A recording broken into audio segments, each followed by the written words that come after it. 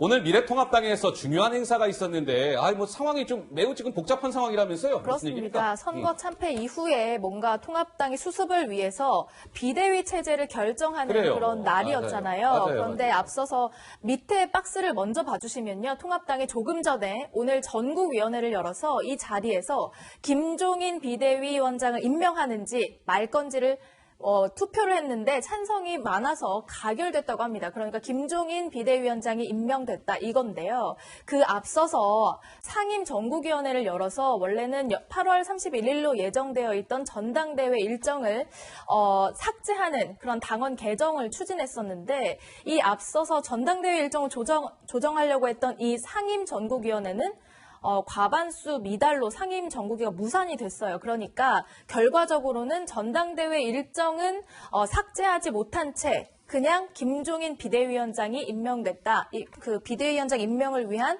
회의가 가결이 됐다. 이렇게 보시면 되고요. 어쨌든 여기에 관련한 통합당의 설명을 먼저 들어보시죠. 성원이 안 됐기 때문에 저는 의장으로서 제1차 상임 전국위원회가 열리기가 어렵다 이렇게 판단을 내렸고 이에 따라서 제가 의장으로서 이번 1차 상임위원회는 열리지 못한다 선언을 한 것입니다. 자, 그러니까 김종인 비대위 체제에 대한 임명 가결은 있었으나 사실상 이 김종인 비대위 체제가 정상적으로 출범할지는 미지수입니다. 왜? 통합당은 새로운 당대표를 8월 31일에 지금 뽑게끔 되어 있는데 그 당원을 오늘 없애려고 한 거죠. 왜? 김종인 비대위원장이 임기 정해놓고 하는 비대위원장은 나 못 받아. 이랬으니까. 그 8월 31일 날 전대해서 그 대표 뽑는 그 조항을 삭제했어야 되는데 그건 못한 거예요. 그러면 비대위원장 임명은 가결됐으나 김종인 비대위원장이 저 카드를 받겠습니까? 저 얘기인즉슨 8월 31일까지만 비대위원장 하라는 소리인데 김종인 비대위원장이 저 카드 안 받죠. 그러니까 지금 굉장히 어수선한 건데 김상익 평론가. 예. 실제로 지금 이제 김종인 위원장 측에서 기자들에게 문자로 이거 가결된 것을 추대로 생각하지 않는다 이렇게 문자를 보냈다고 해요. 아 그렇습니까? 네. 그러면은 그 얘기는 나는 못하겠다 이 얘기 아니겠습니까? 자 그래픽에 나오고 있네요. 이렇게 하면 김종인 위원장이 못 받을 거 알고 통합당에서 이런 짓을 하는 거 아닙니까? 비대위원장이 8월 전대 규정 없앤다고 하면 그 얼마나 난리치겠어요. 오늘 전국위 결정을 비대위원장 추대로 생각하기 어렵습니다. 예. 그러니까 사실상 거부를 한 것이죠. 그러니까요. 저렇게 되면 이제 미래통합당은 전국위까지 열어가지고 절차적으로 의결한 것이 결과가 없어지는 상황이 돼버린 거예요. 정말 입장이 굉장히 웃긴 상황이 지금 돼버린 겁니다. 예. 그러니까 그거를 받을 사람하고 조율도 안 하고 밀어붙인 꼴이 된 거예요, 지금. 그러면 심재철 지금 권한대행은 이 부분에 대해서 어떻게 책임을 질 수가 있겠습니까? 이 굉장히 큰 또 혼란이 다시 한번 오게 된 것이고요. 예. 그러니까 오늘 아침부터 설명을 하면 당선자 총회가 있었고요. 당선자 총회에서 반대 의견이 굉장히 격렬했나 봐요. 그러고 나니까 그 조경태 의원과 김태형 의원을 중심으로 해가지고 상임 전국위에 들어가지 말자라고 이렇게 전화를 돌렸다고. 그래서 의결 정족수가 안 된 걸까요? 의결 정족수가 안 돼가지고 상임 전국위가 무산이 됐고요. 전국위는 예정돼 있으니까 열렸지만 그 당원 당규를 개정한 그 개정안을 올리지 못했죠. 그러니까요. 그렇기 때문에 8월 30일까지만 하는 비대위원장을 가결시켰는데 정작 김종인 사실상 안 받겠다. 그렇죠. 지금 이렇게 나오면 안 받게 된 상황인 겁니다. 다시 또 시계 제로 상황이에요. 예, 이경환 변호사. 예. 조금 전에 그 행사장에 있다 오셨죠? 그렇습니다. 예. 좀 전에 찬반 토론하는 과정에서 나왔는데요. 일단은 기본적으로 상임 전국위원하고 전국위원하고 의견이 좀 다른 것 같습니다. 상임 전국위원 전체적으로 이제 의결 정수가 안 돼가지고 참석이 안 돼가지고 안 갔다는 이야기를 반대의 실질적 의사표시라 보고요.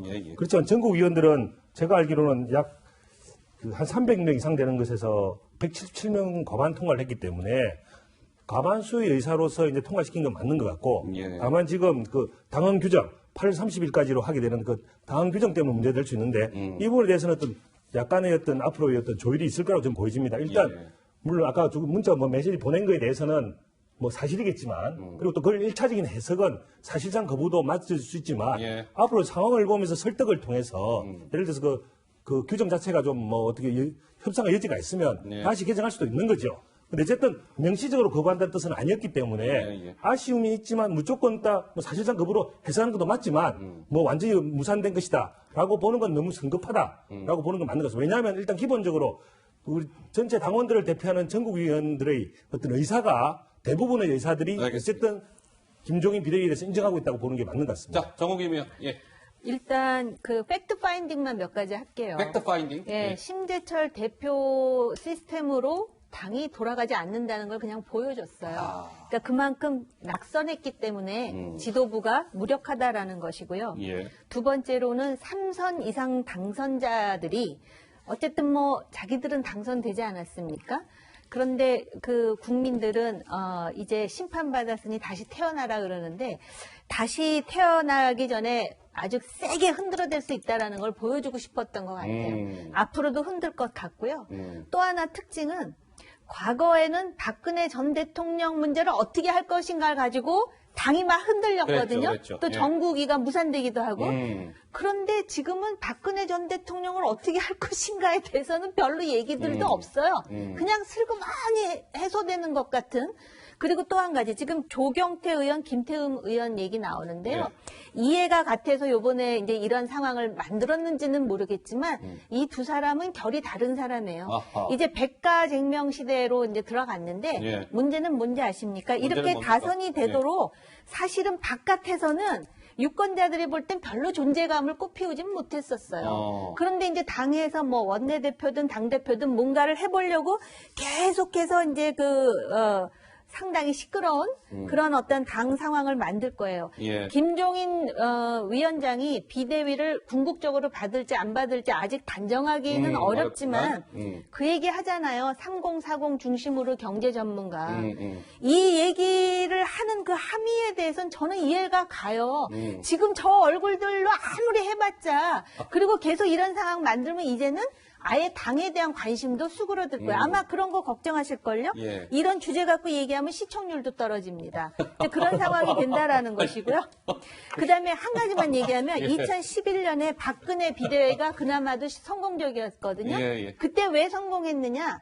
김종인, 이상돈, 이준석 매우 시끄럽게 비상대책위원으로 얘기했거든요. 예. 이게 당의 이미지를 저런 얘기도 있었네? 그러면서 자꾸 관심 있게 보는 계기가 됐었어요. 예. 지금 저 당선자들 중심으로 자기 손에 가슴에 손을 얹고 어떻게 해야 되는 건지 지금 원내대표, 당대표 그거 한다고 열심히 뛴다 그래서 본인도 산다는 보장 없고 예. 당은 어떻게 될지 아무도 몰라요. 자, 김상희 평론가 말씀 짧게 저도 딱 드릴게요. 두 가지만 좀 짚고 싶은데요. 예. 하나는 이거를 이제 뭐 김종인 대표가 빌미를 준 건 있습니다. 전 대표가 뭐 본인이 너무 과도한 요구를 한 거를 빌미를 줬지만 그거를 반대하는 쪽에서도 굉장히 성숙하지 못한 모습을 보여줬다라는 생각이 들어요. 왜냐하면 본인들이 반대를 하면 전국위가 예정돼 있는 상황에서 그 당원 당규에 대한 수정안을 만들어 가지고 같이 표결에 붙이는 게 훨씬 성숙된 모습이에요.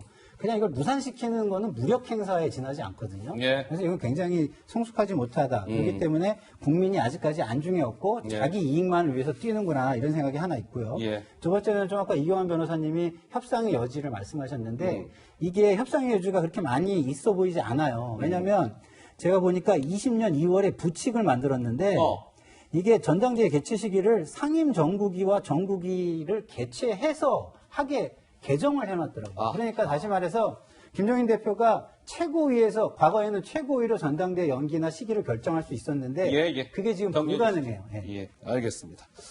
자, 어쨌든 김종인 비대위원장 카드가 지금 어떻게 될지 한번 좀 지켜봐야 될 것 같습니다. 예. 자, 차기 대선 주자 선호도 조사가 하나 나왔는데요. 이거 잠깐 좀 볼까요? 자, 차기 대선 주자 선호도 이낙연 지금 이번 종로에서 당선이 됐죠. 예, 이낙연 위원장이 3월에는 29.7이었는데 40.2로 오늘 발표된 조사 보니까 많이 올랐어요. 그리고 이재명 경기지사 3월에는 13.6이었는데 14.4가 나왔고요. 황교안 대표가 좀 많이 떨어졌습니다. 3월 지난달에는 19.4였는데 오늘 발표된 조사 보니까 6%가 나왔습니다. 그리고 홍준표 전 대표 3월에는 4.5였는데 오늘 발표된 조사 보니까 7.6이 나왔습니다. 어쨌든 홍준표, 황교안 이 두 분은 이제 야권 후보라고 볼 수 있는데 오차범위 이내이긴 합니다만 홍준표 전 대표가 황교안 대표보다 1.6%포인트 더 나온 것이죠. 그리고 황 대표는 어쨌든 지금 많이 지지율이 좀 추락한 상황이고요. 예, 오늘 나온 대선 주자 선호도 조사여서 최근의 흐름이 궁금할 것 같아서 잠깐 짚어드렸고요. 자, 황교안 대표 얘기가 나와서 말인데요, 김 기자. 황 전 대표가 최근 어딘가에서 뭐 카메라에 포착이 됐다면서요?